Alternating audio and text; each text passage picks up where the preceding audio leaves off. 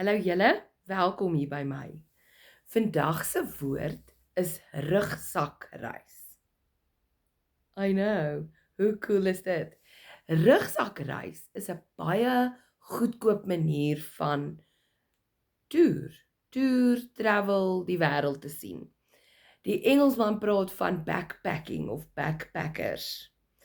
Maar hoekom ek nou vir julle hierdie woord gee vandag is om te sê Jan het besluit dat hy gaan 'n rugsaktoer deur Europa aanpak na skool.